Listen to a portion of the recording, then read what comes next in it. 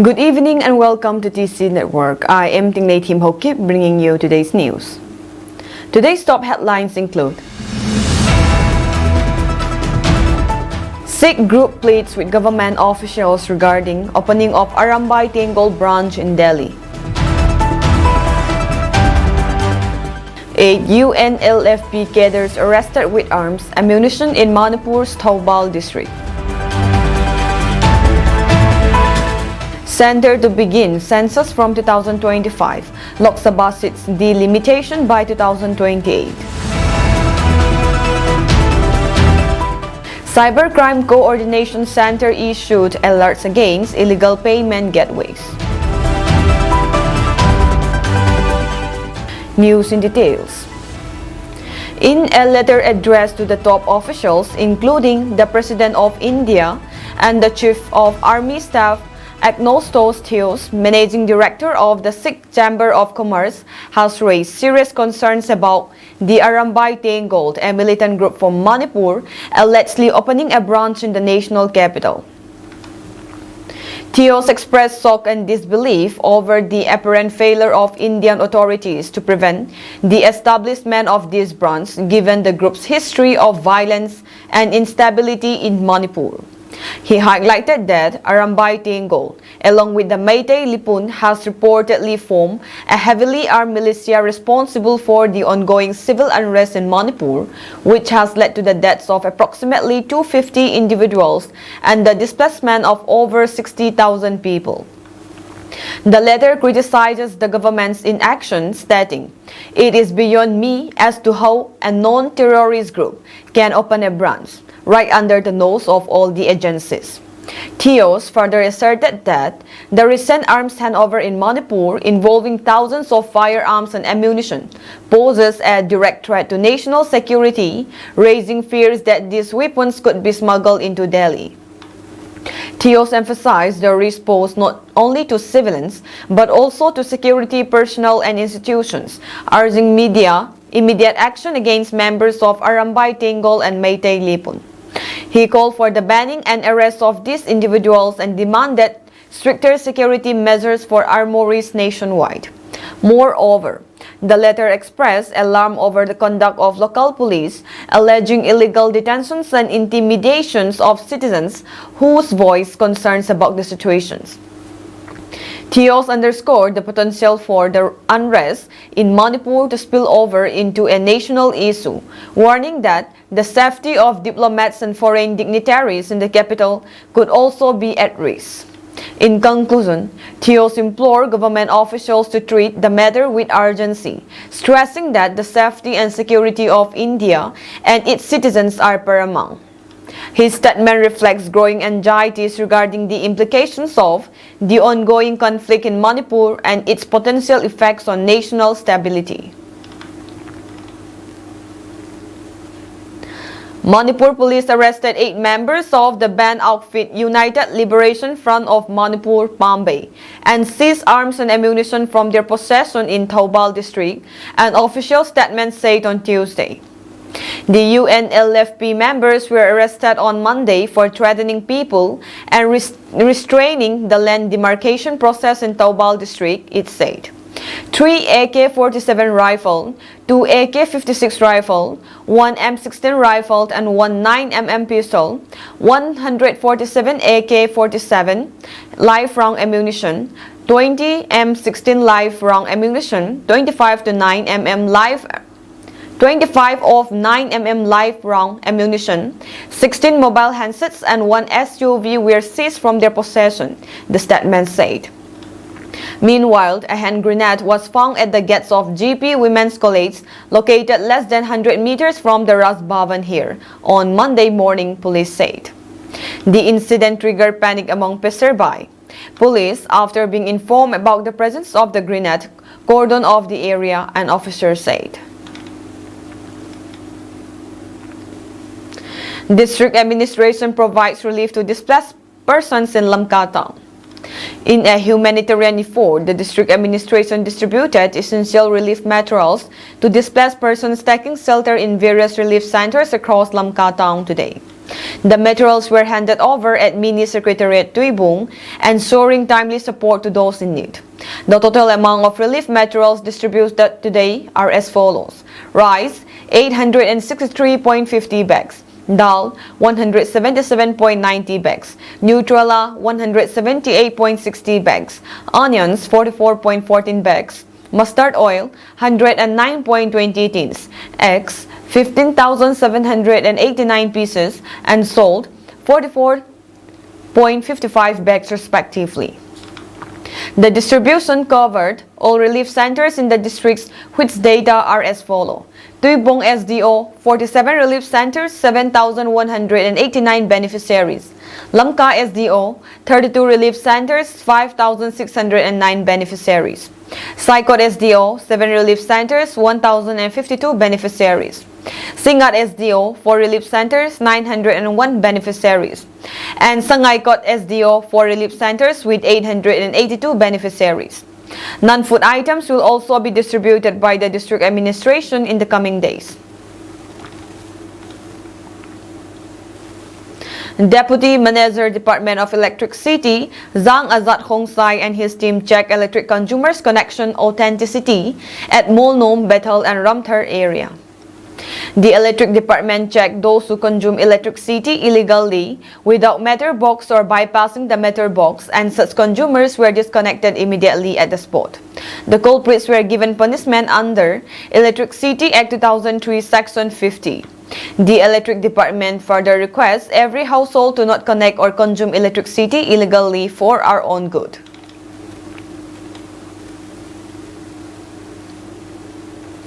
In a strong statement, the National Socialist Council of Nagalim, NSCNIM, has vehemently opposed the Indian government's recent decision to initiate border fencing along the Indo-Myanmar border following the scrapping of the long-standing Free Movement Regime FMR agreement. The eastern flank of the Naga army criticized the move as a tactic to permanently divide the Naga people, asserting that the FMR had historically respected the unity and brotherhood of the Naga community. They stated, scrapping the FMR at the drop of a hat and commencing border fencing construction is simply unacceptable. The NSCNIM emphasized that the Naga people were not consulted during the signing of the Indo-Burma Treaty in 1952, and they regard the right to move freely across their ancestral land as an inalienable right. They vote to resist the government's actions, especially as the Indo-Naga peace talks remain ongoing. In their statement, the group warned that no Naga citizens should support or collaborate with the fencing initiative. Contractors were specifically asked not to bid for any related projects, and wage earners were advised against participating in the construction work. The NSCNIM made it clear that any individual defying these guidelines would do so at their own risk, reinforcing their commitment to safeguarding the interests and rights of the Naga people. Mizoram Home Minister K. Sabdanga announced the state government's decision to ban firecrackers and sky lanterns during Christmas and New Year festivities, aiming to keep a check on pollution levels. Speaking at an event at the ruling Joram People's Movement (JPM) party office, Sabdanga said the government will take stringent action against people who are involved in the transporting and bursting of fireworks. Sabdanga also said that the state government will alert all units of police to keep a check. Moreover, night patrolling will be conducted in towns and villages to ensure peaceful celebrations of Christmas and New Year. Furthermore, he added that the government will also work with civil society organizations to ensure a peaceful atmosphere during the festive season. In the past too, Mizoram had banned firecrackers, sky lanterns, and other pyrotechnic materials, including toy guns, during the festive season to avoid pollution and to mark the sanctity of Christmas and New Year. A two-day celebration of Northeast Indian culture attracted nearly 1,000 visitors to Jalandhar's Eastwood village last weekend, showcasing traditional performances, cuisine, and crafts from all 8 northeastern states. The Northeast Fista, known in its fifth year, featured traditional dance performances, folk music, and an ethnic fashion show highlighting the region's diverse cultural heritage. Local food stalls serve authentic dishes from states including Assam, Manipur, Meghalaya, Mizoram, Nagaland, Tripura, Arunachal Pradesh, and Sikkim. Major Duju Kisso of the Army Postal Service and IAS officer Dr. Himansu Agrawal inaugurated the festival. Agrawal emphasized the district administration's commitment to supporting Northeast students and promoting cultural exchange in Punjab. Latif Harsim, convener of Northeast Fista 2024, extended heartfelt thanks to all partnership associations and student bodies representing the 8 northeastern states in Punjab. NESOJ President Himant Debarma praised the growing participation from both northeastern and local communities. The event, organized by Northeast Students Organization Jalandhar, NESOJ, and produced by the startup community TOTELL, included handicraft exhibitions and interactive sessions. Senior officials from Lovely Professional University and Indian Oil Corporation attended the second day of the celebrations. Visitors experienced traditional performances from Arunachal Pradesh, Meghalaya, Mizoram, Sikkim, and Tripura, while sustainable handicrafts and regional artifacts were displayed throughout the venue. Three distinguished faculty members from Northeastern Hill University, NEHU, have been named among the top 2% scientists of the world by Stanford University, USA. The honored researchers from NEHU include Professor A.K. Chandra from the Department of Chemistry, Professor Timir Tripathi from the Department of Geology, and Dr. Shruti Shukla from the Department of Nanotechnology. This recognition is based on a rigorous analysis of citation impact from the Scopus database, which highlights scholars whose research has significantly influenced their respective fields. Professor A.K. Chandra is a leading figure in the field of theoretical and computational chemistry, having made invaluable contributions to the understanding of complex molecular systems. Professor Timir Tripathi has garnered international acclaim in the realm of biochemistry and biophysics, particularly in the study of protein structure and drug discovery. Dr. Shruti Shukla's research focuses on the synthesis, characterization, and application of nanostructures in areas such as drug delivery, environmental cleanup, and the development of advanced materials. Vice Chancellor Professor Prabha Sankar Shukla expressed his pride in this achievement, stating, "The inclusion of our faculty members in Stanford University's top 2% scientists of the world list is a testament to the high standards of research and innovation which is promoted at NEHU. The work of these scientists represents our dedication to contributing to global scientific advancements. Their recognition is a reflection of the broader mission of NEHU to encourage excellence in research and inspire future generations of scholars," he added. The top 2% scientist list, curated by Stanford University, provides a global ranking of researchers based on several citation indicators and the impact of their published work as indexed in the Scopus database.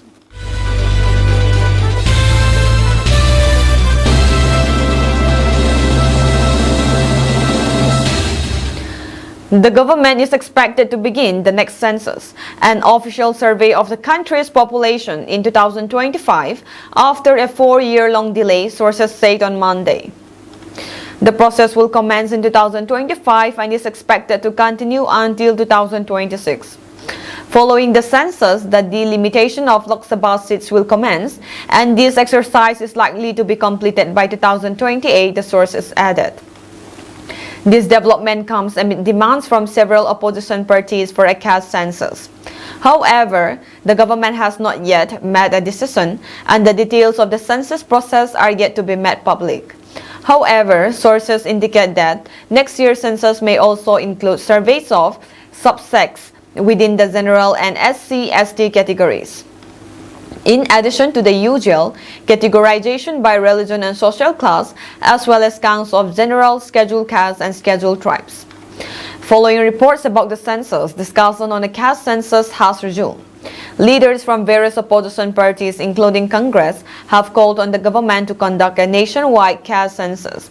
Congress leader Jairam Ramesh urged the center to convene an all-party meeting to clarify matters related to the caste census and Lok Sabha delimitation.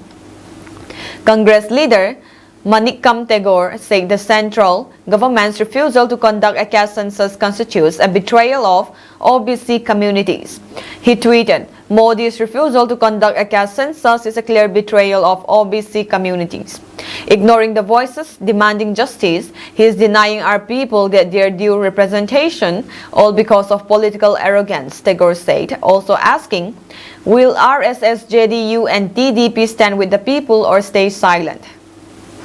Partners of the BJP-led NDA have also renewed their support for a caste census. The JDU stated that it favors a caste census if the government conducts it next year. "We are in favor of a nationwide caste census, and if the government plans to conduct the survey next year, we would be very happy if it includes a caste census. We are part of the alliance and have raised this issue within the National Democratic Alliance. A nationwide caste census will empower the underprivileged sections of society," said JDU National Spokesperson Rajiv Ranjan Prasad. Lok Jan Santi Party LJP Ramvilas MP Sambhavi Chaudhary also called for a nationwide caste census, saying it would help improve conditions for the downtrodden sections of society. She emphasized that the caste census data should be used solely for governance and not be made public. "I think it's a good step conducting the census. We are all in favor of a caste census as it helps provide a clear understanding of the total number of people of a particular caste, allowing us to design and implement policies accordingly," she said. The Indian Cybercrime Coordination Center I4C has issued an alert against illegal payment gateways created using mule bank accounts by transnational organized by cyber criminals facilitating money laundering as a service. The Home Ministry said that recent nationwide raids by the Gujarat Police and Andhra Pradesh Police have revealed that transnational criminals have established illegal digital payment gateways using mule or rented accounts. These are used to launder proceeds from various types of cybercrimes. The Home Ministry, in collaboration with law enforcement agencies, is taking all necessary steps to create a cyber-secure Bharat. These mule accounts are controlled remotely from overseas. An illegal payment gateway is created using these mule accounts. These are given to criminal syndicates for accepting deposits on illegal platforms like fake investment scam sites, offshore betting and gambling websites, and fake stock trading platforms. Funds are immediately layered into another account as soon as the crime proceeds and received. Indian Cybercrime Coordination Center has advised citizens not to sell or rent their bank accounts, company registration certificates or Udayam other registration certificates to anyone. Illicit funds deposited in such bank accounts can lead to legal consequences, including arrest. Citizens must immediately report any cybercrime on helpline number 1930 or www.cybercrime.gov.in and follow the CyberDose account on social media. Security forces gunned down 3 terrorists responsible for attacking an army vehicle in Jammu and Kashmir's Akhnur sector yesterday. The operation spanned 27 hours and concluded early Tuesday morning. The encounter began on Monday when the terrorists fired at an ambulance that was part of an army convoy near the line of control (LOC). By evening, one attacker was neutralized, while 2 others were eliminated on Tuesday during a final assault near the Asan temple in Jokwan village. Following a night of relative quiet, the joint teams of the army and police initiated a renewed push at around 7 a.m., resulting in intense gunfire and 2 subsequent fatalities within 2 hours. The operation involved the use of BMP-2 infantry combat vehicles, special forces and National Security Guard NSG commandos, alongside aerial support from helicopters and drones. After a night-long lull, the security forces pushed for a final assault against the hold-up terrorists at around 7 a.m., leading to a fresh gunfight, an official said. A notable casualty was Phantom, a 4-year-old Belgian Malinois service dog who died after sustaining injuries while drawing enemy fire during the operation. Over 150 people were injured, including 8 in critical condition, in a fireworks accident during a temple festival in Kerala's Kasaragod on Monday. The accident occurred around 12:30 a.m. during the annual Kaliyattam celebration at the Anjutambalam Virarkavu temple. The injured were taken to various hospitals in Kasaragod, Kannur, and Mangaluru for treatment. Initial police investigations suggest the accident may have been caused by a fire that broke out in a fireworks storage facility near the temple. Following the incident, senior district officials, including the district collector and police chief, arrived at the site. Authorities have launched an investigation to determine the cause of the fire, as local communities came together to support the affected and their families. The district collector reported that those with severe injuries sustained burns covering up to 80% of their bodies. The cause of the accident is being ascertained. Samples have been collected from the site. A case has been lodged, he said. He added that preliminary findings indicate the fireworks storage area was situated too close to the location where fireworks were being set off. The required safety precautions were not taken. The minimum distance of 100 meters between the two locations was not maintained. No permission was obtained for the storage of fireworks, he further said. Police suspect the incident may have occurred when the fireworks storage facility near Virarkavu temple caught fire. Last week, the Kerala police filed a first information report related to the alleged disruption of the Thrissur Puram festival in April, despite Chief Minister Pinarayi Vijayan accusing the opposition of exaggerating issues surrounding the event.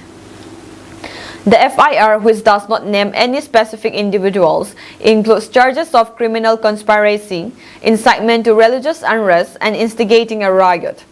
It describes an alleged plot to provoke disorder by stirring religious sentiments. In his statement, Vijayan mentioned that there were attempts to disrupt Thrissur Puram, known for its elephant processions and drum performances. Although the festival proceeds smoothly, Vijayan accused the Sangh Parivar of attempting interference and referred to the Congress-led United Democratic Front as the B team of the Sangh Parivar.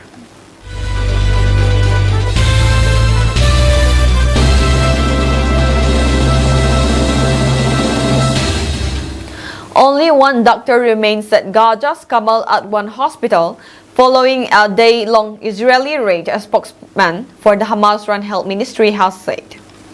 In a video statement, Dr. Khalil Dakran urged international organizations to send medical staff to the hospital in the north of the Strip, saying patients that were bleeding to death for lack of proper care. On Monday, Israel said its forces had detained about 100 terrorists at the hospital before withdrawing. The Israel Defense Forces IDF said the hospital inside Jabalia refugee camp had been used by Hamas, claims denied by local health officials.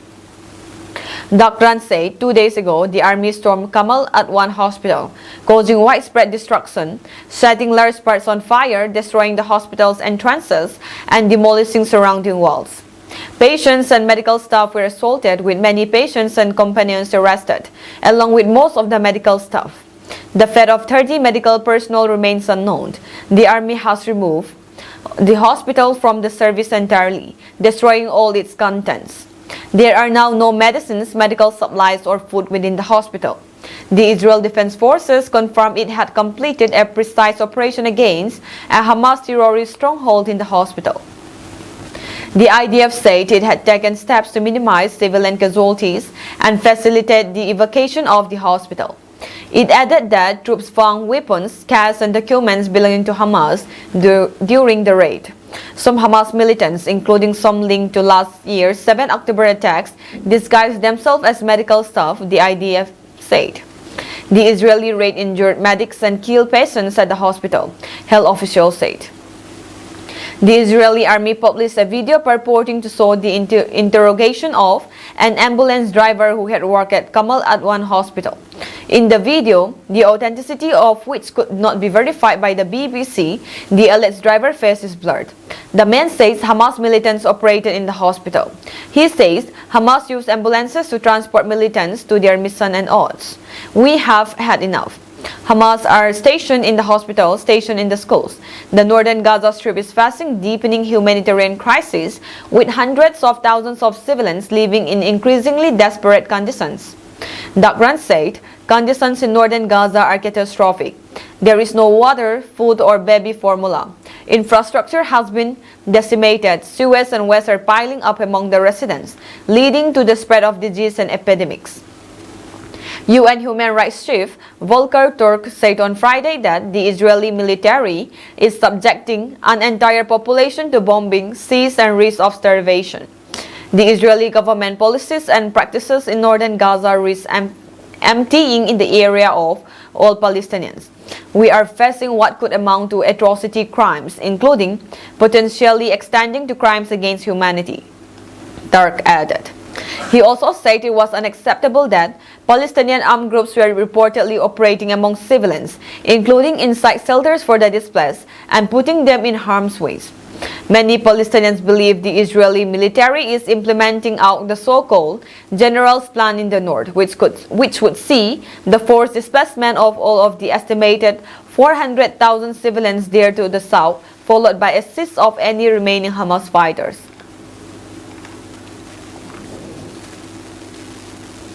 North Korea has sent about 10,000 troops to Russia to train and likely fight against Ukraine within the next several weeks. The Pentagon said Monday in a move that Western leaders say will intensify the almost 3-year war and dual relations in the Indo-Pacific region. Some of the North Korean soldiers have already moved closer to Ukraine, Pentagon spokeswoman Sabrina Singh said, and we are believed to be heading for the Kursk border region, where Russia has been struggling to push back a Ukrainian incursion. Earlier Monday, NATO Secretary General Mark Rutte NATO confirmed recent Ukrainian intelligence reports that some North Korean military units were already in the Kursk region. Adding thousands of North Korean soldiers to Europe's biggest conflict since World War II will pile more pressure on Ukraine's weary and overstretched army. It will also stoke geopolitical tensions in the Korean Peninsula and the wider Indo-Pacific region, including Japan and Australia, Western officials say. Rutte told reporters in Brussels that the North Korean deployment represents a significant escalation in Pyongyang's involvement in the conflict and a dangerous expansion of Russia's war. U.S. President Joe Biden also called the deployment dangerous, very dangerous. Defense Secretary Lloyd Austin and Secretary of State Antony Blinken will meet with their South Korean counterparts later this week in Washington. Singh said Austin and Defense Minister Kim Yong-hyun will discuss the deployment of North Korean soldiers in Ukraine. There will be no limitations on the use of U.S.-provided weapons on the forces, Singh said. If we see DPRK troops moving in towards the front lines, they are co-belligerents in the war. Singh said, using the acronym for the Democratic People's Republic of Korea or North Korea. This is a calculation that North Korea has to make. Russia's Foreign Minister Sergei Lavrov struck off Rutte's comments and noted that Pyongyang and Moscow signed a joint security pact last June. He stopped short of confirming North Korea's soldiers were in Russia. Lavrov claimed that Western military instructors long have been covertly deployed to Ukraine to help its military use long-range weapons provided by Western partners. Ukraine, whose defenses are under severe Russian pressure in its eastern Donetsk region, could get more bleak news from the next week's U.S. presidential election. A Donald Trump victory could see key U.S. military help dwindle. 2 people were killed and 36 others were injured when a Rawalpindi-bound passenger bus fell into a ravine in Khyber Pakhtunkhwa, Upper Kohistan area on Sunday evening, according to a rescue official. Rescue 1,122 spokesperson Abdur Rehman told Dawn.com that a private company's passenger bus carrying 38 passengers bound for Rawalpindi from Skardu fell into a ravine near the Sitel area in Upper Kohistan's Harband Tehsil. The bus driver and a passenger died in the accident and 36 others were injured and have been shifted to district headquarters hospitals, Chilas in Daimar, he said. The spokesperson identified deceased passenger as Muhammad Nadim, a resident of Vihari in Punjab, and a bus driver, Sadakat Hussain, a resident of Gilgit's Dinor area. Rehman told Dawn.com that most of the injured hail from Skardu, 4 from the Bisam Dandai area of Sangla, and 2 from parts of Punjab province. Some patients in critical condition are undergoing surgeries while the rest are stable. Women and children were among the injured passengers, the spokesperson added. Accidents are frequent in KP and northern areas due to rough terrain, poor roads, overloaded vehicles, and minimal traffic regulations. Narrow, winding roads, harsh weather, and driver fatigue further increase the risk, making these areas particularly accident-prone. In September, 3 people, including 2 army personnel, died and 1 was injured after a landslide struck a bus on the Karakoram Highway KKH in the Dasu area of Khyber Pakhtunkhwa's Upper Kohistan district, officials said. Speaking to Dawn.com, Upper Kohistan District Police Officer DPO Mukhtar Ahmad said a Hunja-bound passenger bus of the Northern Areas Transport Corporation was struck by big boulders, resulting in the deaths of 3 passengers. He said 2 of the deceased were army personnel and 1 was a civilian, while 1 person was injured. Ahmad said 2 of the deceased belonged to Gilgit Baltistan, while the 3rd was from Rawalpindi. He said the bodies and the injured were moved to the district headquarters hospital, Dasu.